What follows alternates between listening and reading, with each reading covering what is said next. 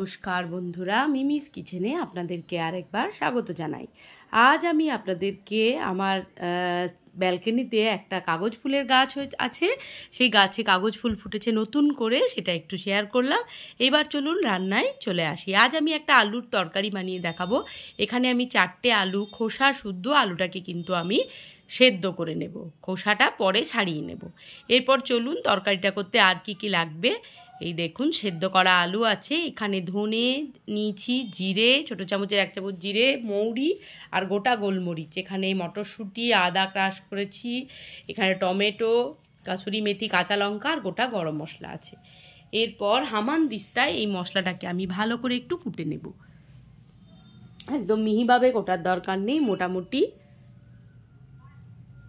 আধ ভাঙা মতন হলেই হবে। এবার সর্ষের তেল বসিয়ে দিলাম, আর ধনে মৌরি আর ওই গোলমরিচটাকে আগে আপনারা একটু হালকা গরম করে নেবেন, খুব বেশি নয়।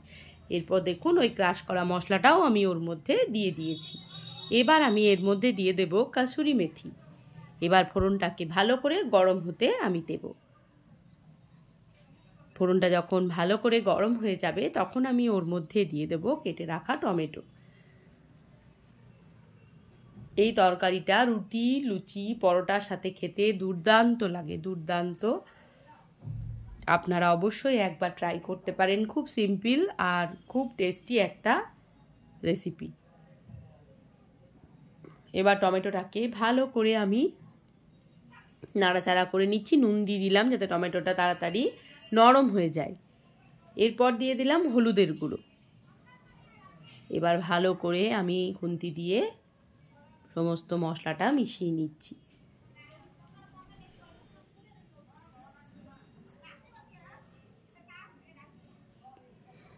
এরপর দিয়ে দেব কাসুরি মেথি, কাসুরি মেথি না, কাশ্মীরি লঙ্কার গুঁড়ো। কাসুরি মেথি তো আগেই দিয়েছি। তারপর দিয়ে দিলাম গ্রেট করে রাখা আদা। আপনারা চাইলে বেটেও দিতে পারেন, আমি কিন্তু গ্রেট করে নিয়েছিলাম গ্রেটারে। ভালো করে মশলাটাকে সমস্ত আমি খুন্তি দিয়ে মিশিয়ে নিলাম।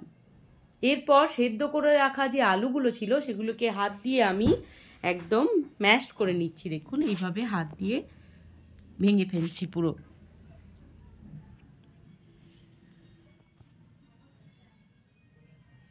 আপনারা চাইলে ম্যাশারে একটু ম্যাশও করে নিতে পারেন, অসুবিধা নেই। আমি হাত দিয়েই করে নিলাম। এবার মশলার সাথে আলুটাকে নাড়াচাড়া করে নিলাম। তারপর দিয়ে দিলাম জল।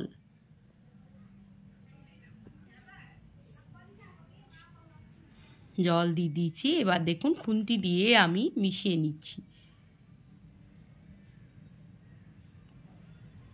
তারপর দিয়ে দেবো ফ্রেশ মটরশুঁটি।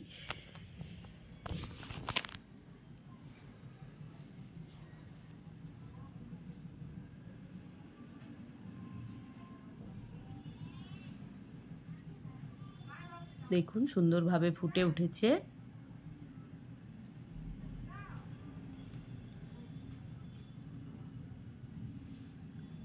এরপর দিয়ে রাখলাম চিড়ে রাখা কিছু কাঁচা লঙ্কা।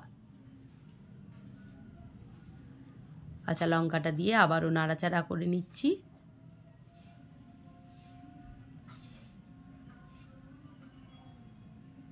ব্যাস, উপর থেকে এবার দিয়ে দেব ফ্রেশ ধনেপাতা। ব্যাস, তৈরি হয়ে গেছে আমার আলুর মটরের তরকারি। ভিডিওটি যদি ভালো লেগে থাকে তাহলে অবশ্যই like, comment, share and subscribe করে আমার পাশে আপনারা এভাবেই থাকবেন।